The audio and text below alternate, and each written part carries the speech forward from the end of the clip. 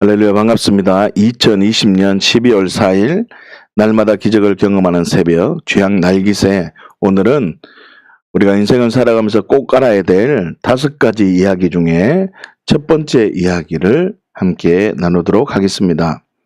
인생을 살아가면서 반드시 알아야 될 이야기, 첫 번째 이야기는 바로 목적을 알아야 합니다.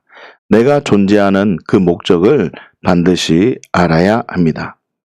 목적이 없는 사람은요, 인생의 목적을 모르기 때문에 안개와 같이 없어지는 것으로 자기 자신의 공허함을 채우려 하다가 어떠한 상황에서도 감사하지 못하는 미련한 인생이 되고 만다는 것입니다. 그렇지만 나 자신의 목적을 알면 병들어도, 가난해도, 연약해도, 삶을 살아가면서 도저히 이해할 수 없는 상황이 나에게 온다 할지라도 그 목적을 인해서 감사하게 되는 것입니다. 여러분, 가만히 한번 생각해 보십시오. 모든 비행기와 모든 배는요, 출발하기 전에 분명한 목적지를 정하고 출발합니다. 절대로 공중에 날아다니다가 갑자기 목적지를 정하지 않습니다. 만약에요, 비행기나 배가 출발하기 전에 목적지가 분명하지 않는다면 추락하게 되거나 바닥 한가운데서 자초되고 만다는 것입니다. 여러분, 사람도 마찬가지입니다. 왜 태어났으며 무엇을 위해 살아야 하며 왜 살아야 하는지 그 분명한 목적을 알고 살아야 한다는 것입니다. 이 목적이 분명하지 않는 사람은요, 절대 행복할 수가 없다는 것입니다. 여러분, 신앙생활도 마찬가지입니다. 나쁜 나무인데 좋은 열매를 얻으려고 한다면 그 좋은 열매를 얻을 수가 없는 것입니다. 여러분, 그리스도인이 아닌데 그리스도인의 흉내를 내면 정말 그 신앙생활이 힘든 것입니다. 나의 존재가 어떤 존재이냐에 따라서 완전히 다른 목적을 가지게 되고 그 목적에 따른 삶을 살게 된다는 것입니다. 여러분, 생각해 보십시오. 모든 사람은요, 복을 받기를 원하고 복을 받아야 잘 살 수 있는 것입니다. 여러분, 생각해 보세요. 저주받기 위해서 사는 사람은요, 아무도 없다는 것입니다. 여러분, 시험 공부를 하면서 이번에는 시험을 못 쳐야지라고 생각을 하며 시험을 준비하는 사람은 아마도 한 명도 없을 것입니다. 그렇기 때문에 복을 받기 위해서는요, 복을 주시는 주체를 바로 알아야 복을 받을 수 있는 것입니다. 그리고 복을 위해서 사는 삶이 아니라 복을 주시는 분을 위해서 사는 삶이 되어져야 하는 것입니다. 그리고 중요한 것이 있는데요, 인간에게 복을 줄 수 있는 존재는요, 인간보다 월등한 존재라야 합니다. 그분은 바로 하나님이십니다. 여러분, 그런데요, 만약 복을 주시는 분이 하나님이라면 하나님은 인간이 어떻게 살기를 원하는지를 한번 먼저 생각해 보아야 합니다. 창세기 1장 28절 말씀인데요, 하나님이 그들에게 복을 주시며 하나님이 그들에게 이르시되 생육하고 번성하여 땅에 충만하라, 땅을 정복하라, 바다의 물고기와 하늘의 새와 땅에 움직이는 모든 생물을 다스리라 하시니라. 아멘. 여러분, 기억하십시오. 하나님은요, 복을 주실 수 있는 분이시고 우리 인간이 행복하게 살기를 원하시는 분이 하나님이십니다. 그리고요, 복을 받는 수준을 넘어서 생육하고 번성하여 땅에 충만하게 원하시는 분이 하나님이십니다. 여러분도 기억하셔야 될 게 있습니다. 하나님은요, 우리를 복을 주시기 위해서 창조하신 것입니다. 이걸 기억하셔야 돼요. 하나님은 우리에게 일을 시키기 위해서 우리를 창조한 것이 아니라는 것입니다. 여러분, 하나님께서는 우리에게 일을 시키기 위해서 창조하지 않았다는 분명한 진리가 있을 때 2가지의 목적을 가지게 됩니다. 창조의 목적과 신앙생활의 목적을 바르게 진리로 세울 수 있습니다. 하나님은 뭐요? 우리에게 일을 시키기 위해서 창조하지 않았다는 것입니다. 첫 번째 우리 창조의 목적을 한번 볼까요? 이사야 43장 21절 말씀인데요. 이 백성은 내가 나를 위하여 지었나니 나를 찬송하게 하려 함이니라. 아멘. 하나님께서 우리를 지으신 목적은요, 분명히 하나님을 찬송하기 위해서 지었다고 선언하고 있습니다. 여러분, 하나님을 찬송하는 것이 일이라고 생각하는 사람은요, 처음부터 그곳에 들어갈 수 없는 존재입니다. 죄송하지만. 찬송하는 게 일이 되면 그 사람은 아예 들어갈 수 없는 존재라고요. 잘 들어보세요. 하나님은요, 우리를 일을 시키기 위해서 창조한 것이 절대로 아닙니다. 내가 누구이며 무엇을 어떻게 하며 살아가야 하는가, 이 가치관으로 살면, 다시요, 내가 주인으로 살면, 인생의 목적을 모르고 살면 이 말이에요. 찬양, 말씀, 기도, 봉사, 선교, 이런 것이 전부 다 뭐가 될까요? 일이 됩니다. 아우, 또 이거 해야 돼? 또 이거 해야 돼? 내가 주인으로 살면. 내가 누구이면 내가 무엇을 위해 살아야 하는가를 모르면 주의 일은 주의 일이고 내 일은 내 일인 거예요. 지금 이해하십니까? 세상 일에 묶여가지고 주의 일을 구별하지 못하는 거예요.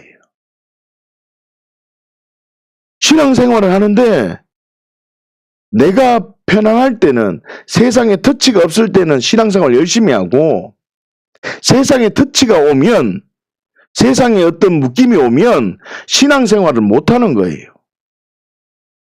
이 사람은 신앙생활을 하는 게 아니에요. 어릴 뿐이죠. 어릴 뿐. 근데 진정한 장성한 분량의 삶을 살지 못하고 더 나아가서 하나님의 유업을 누리지 못한다는 거예요. 그 마음속에 기쁨과 즐거움이 없다는 거예요. 밑에 보세요. 그러나 내가 누구의 것이냐, 이 가치관으로 살면, 예수님이 내 주인이 되어서 살면, 이 말이에요. 내가 누구의 것이냐, 예수님이 내 주인이 되면 찬양하고 말씀 보고 기도하며 봉사하며 선교하는 이 모든 하나님의 일이 내 일이 되는 거예요. 지금 이해하십니까? 더 나아가서 하나님의 유업이 나의 것이 되는 것이에요. 그러니까 이 사람은 어떻게 살까요? 당연하죠. 기쁘고 즐겁고 행복한 것입니다. 지금 이해하십니까? 외적인 환경에 영향을 받지 않는단 말이에요. 그냥 내 삶의 모든 중심이 하나님을 위한 삶을 사는 거예요. 이 가치가 바뀌어져야 돼요.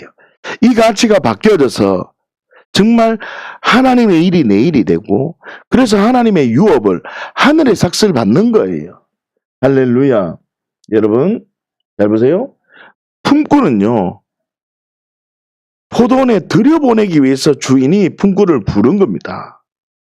그렇게 불러서 집주인은요, 그 품꾼들에게 무슨 일을 시키려고 부르지 않았다는 거예요. 포도원을 누리게 해주고 싶었다는 거예요. 이런 가치가, 일할 능력이 없던 사람을 들여보내서 포도원을 누리게 해주고 싶은 거예요.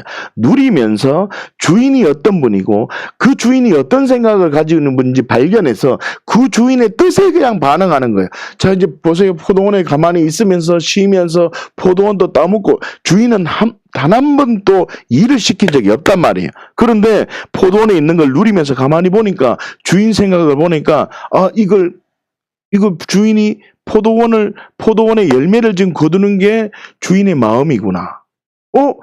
그름을 좀 뿌리는 게 주인의 마음이구나. 이걸 내가 배불리 먹는 것도 주인의 마음이구나. 이걸 들고 다른 사람에게 주는 것도 주인의 마음이구나. 이걸 아는 거예요. 그럼 보세요. 주인의 마음이 그런 걸 알면 내가 누리면서 그 일을 하는 거예요. 하면 내가 포도 열매를 따는 것 일이 아니죠. 주인 마음에 반응하는 거잖아요. 그름을 주는 거 일이 아니라 주인 마음에 반응하는 거잖아요.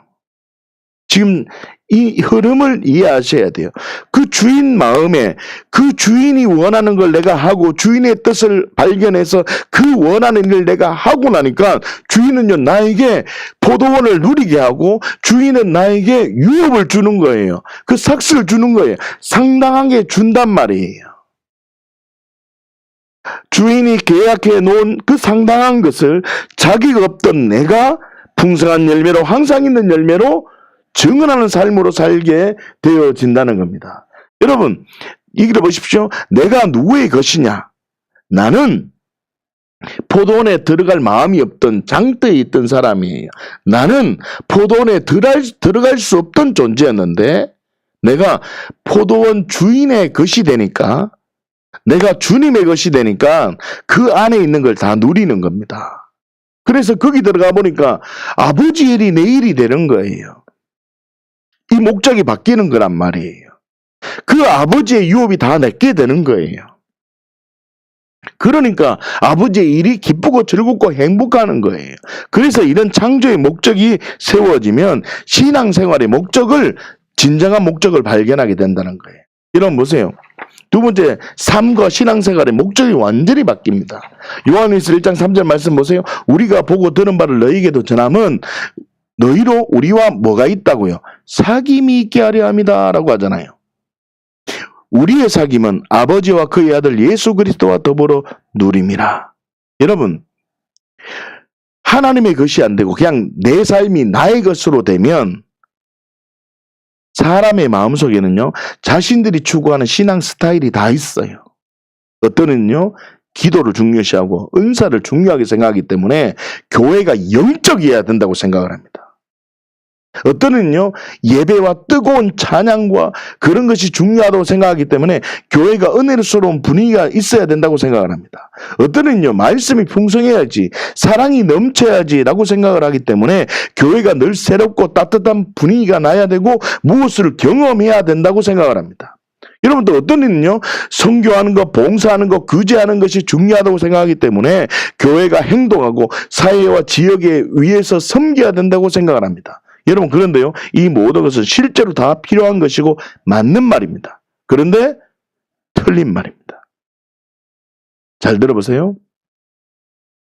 참으로 가슴 아픈 것이 있다면 많은 사람들이 하나님의 목적인 하나님과의 사귐, 사람과의 사귐이 중심이 되어져야 하는데 말씀이 좋은 교회, 편안한 교회, 능력이 나타나는 교회, 찬양이 뜨거운 교회, 다시 말하면 목적 없이 어떤 형태의 교회를 찾아다닌다는 것입니다.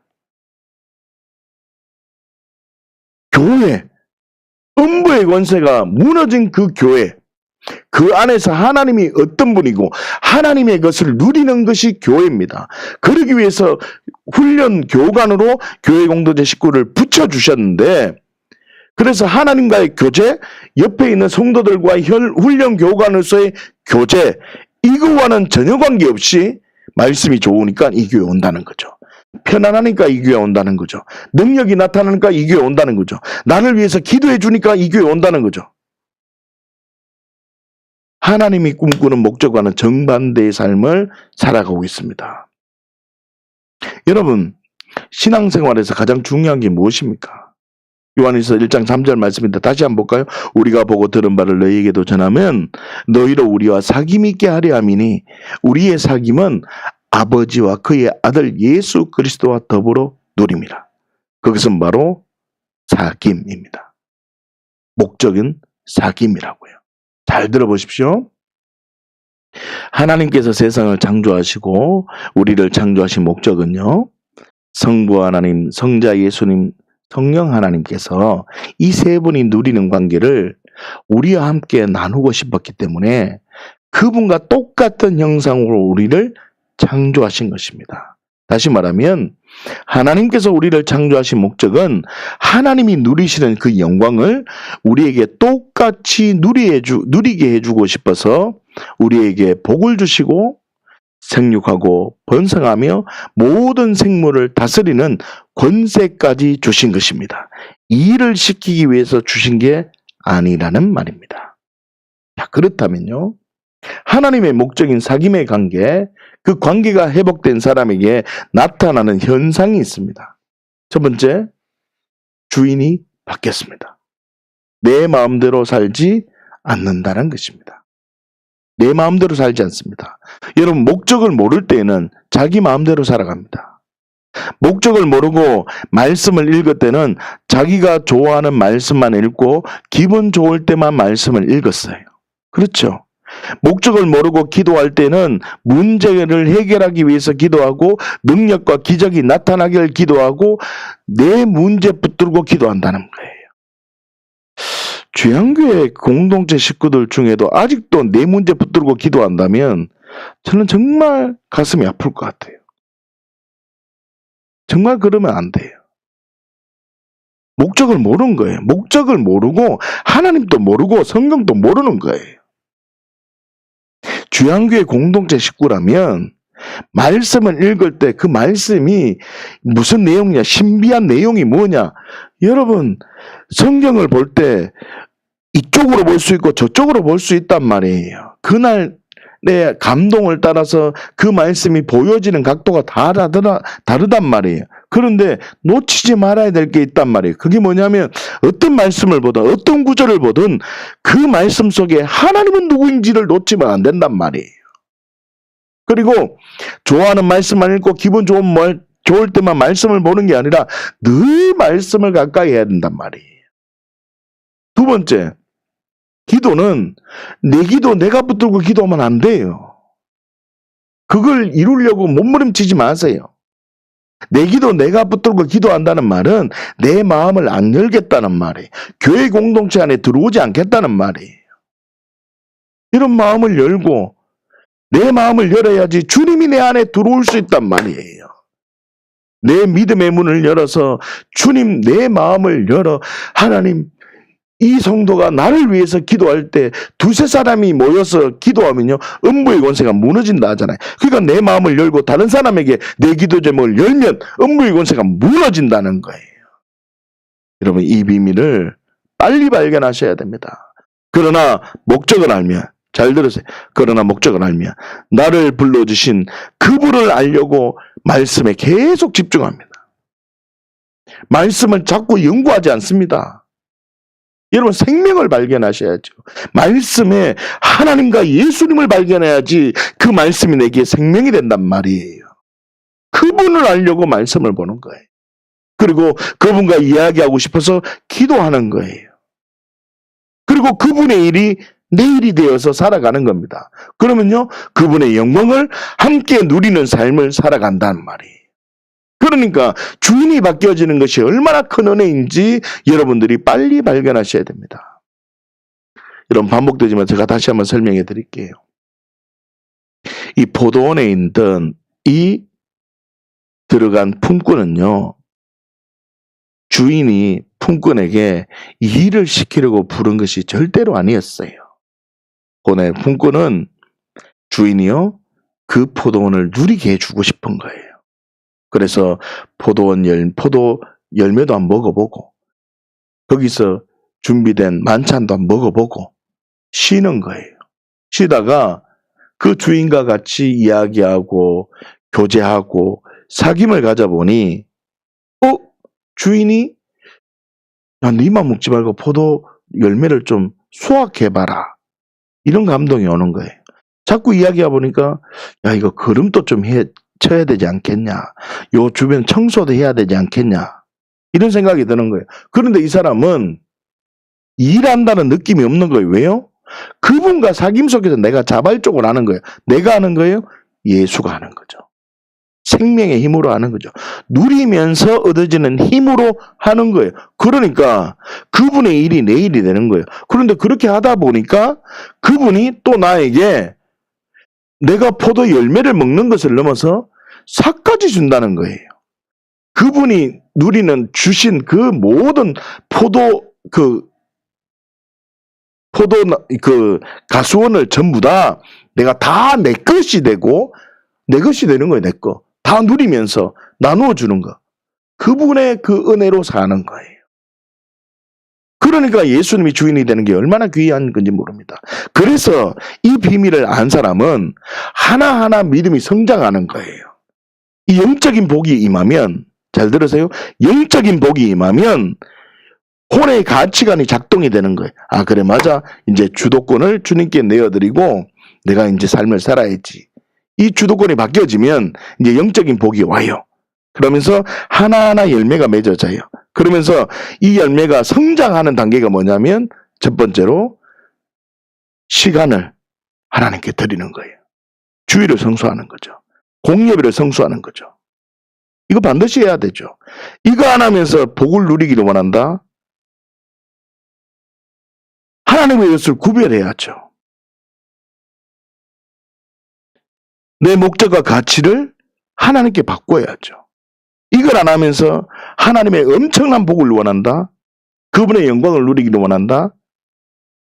참 어려울 것 같아요. 아직 어린아이라는 거예요. 여러분, 여러분의 자녀가 칼을 들고 막 다녀요. 어린아이인데 칼을 막 들고 다니면 보면서 아이고 잘한다 라고 할 것 같아요? 그런 부분은 아무도 없습니다.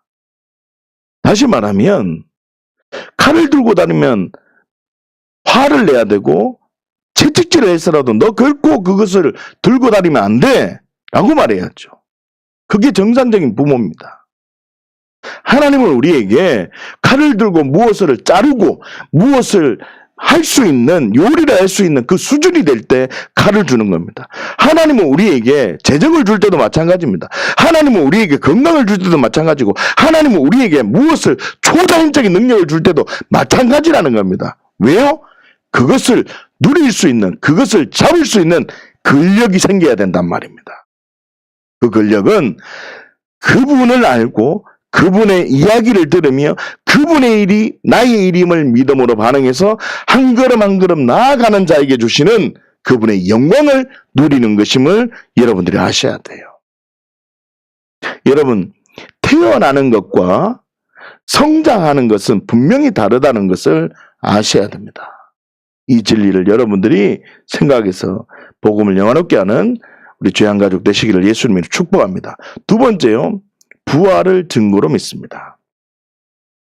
사도행전 17장 30절에서 31절 말씀인데요.